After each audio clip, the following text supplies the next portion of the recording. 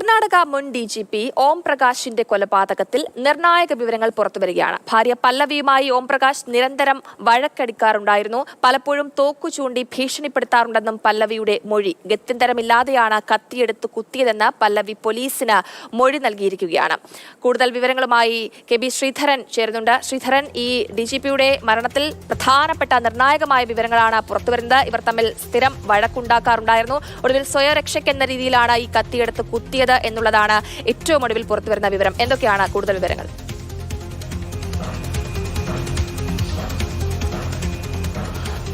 ജയലക്ഷ്മി, ഈ പല്ലവിയുടെയും അതുപോലെ തന്നെ മകൾ കൃതിയുടെയും ചോദ്യം ചെയ്യൽ ഇന്നും തുടരും. DCP സറ ഫാത്തിമയുടെ നേതൃത്വത്തിലാണ് ഈ ചോദ്യം ചെയ്യലൊക്കെ തുടരുന്നത്. ഏതായാലും പല്ലവി ഇന്നലെ പോലീസ് കസ്റ്റഡിയിൽ നൽകിയ മൊഴിയുടെ വിശദാംശങ്ങളാണ് ഇപ്പോൾ പുറത്തുവരുന്നത്.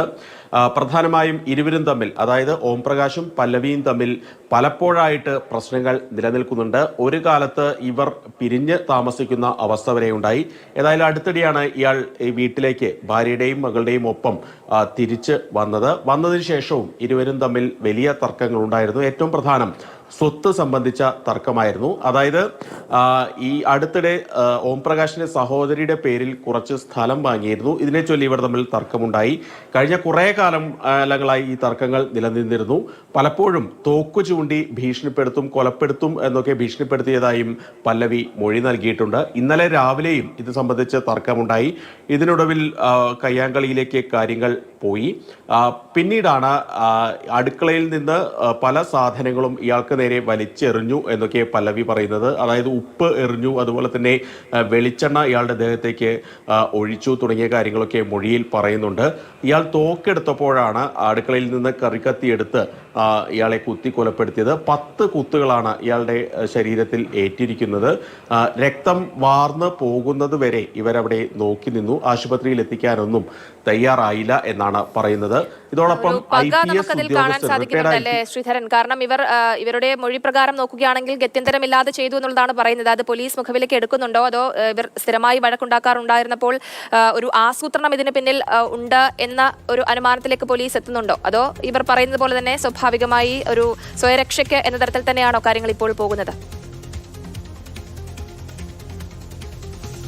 മുൻകൂട്ടി ഒരു ആസൂത്രണം ഉണ്ട് എന്ന് പോലീസ് കരുതുന്നില്ല ഈ സ്റ്റേജിൽ. പക്ഷേ ഈ മറ്റൊരു കാര്യം, ഇതിലൊരു പകയുടെ എലമെന്റ് കൃത്യമായിട്ടുണ്ട്. അതായത് ഈ കൊലപാതകത്തിന് ശേഷവും ഇയാളെ രക്ഷപ്പെടുത്താൻ, അതായത് പെട്ടെന്നങ്ങനെ സംഭവിച്ചു പോയി എന്ന് പറയുമ്പോൾ പോലും ഇയാളുടെ മരണം ഇവർ ആഗ്രഹിച്ചിരുന്നു എന്ന് വേണം മനസ്സിലാക്കാൻ. അതിനാലാണ് ഈ കുത്തേറ്റ് ഇയാൾ രക്തം വാർന്നവിടെ കിടക്കുമ്പോഴും ആശുപത്രിയിലെത്തിക്കാൻ ഭാര്യ തയ്യാറായില്ല എന്നുള്ള ഒരു കാര്യം.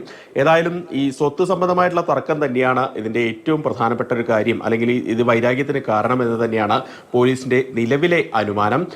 ഈ കൊലപാതകം നടക്കുമ്പോൾ മകൾ കൂടി വീട്ടിലുണ്ടായിരുന്നതായിട്ട് ഈ പല്ലവി സമ്മതിക്കുന്നുണ്ട്. പല്ലവി തന്നെയാണ് ഈ പോലീസിന്റെ കൺട്രോൾ റൂമിലും അതുപോലെ തന്നെ സുഹൃത്തായിട്ടുള്ള മറ്റൊരു IPS ഉദ്യോഗസ്ഥന്റെ ഭാര്യയെയും വിളിച്ച് വിവരം പറയുന്നത്. തുടർന്നാണ് പോലീസ് സ്ഥലത്തേക്ക് എത്തുന്നതും. ഏതായാലും ഇപ്പോൾ വിശദമായിട്ടുള്ള ചോദ്യം ചെയ്യൽ ഇന്നും തുടരുമെന്ന് തന്നെയാണ് മനസ്സിലാക്കുന്നത്. നിലവിൽ ഇത്രയും വിവരങ്ങൾ മാത്രമാണ് പുറത്തു വന്നിരിക്കുന്നത്.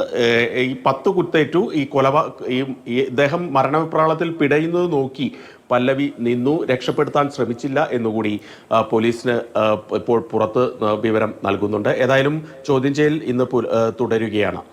ശരി ശ്രീധരൻ, എന്തായാലും കർണാടക മുൻ DGP ഓം പ്രകാശിന്റെ കൊലപാതകത്തിൽ വളരെ പ്രധാനപ്പെട്ട വിവരങ്ങളാണ് പുറത്തുവരുന്നത്.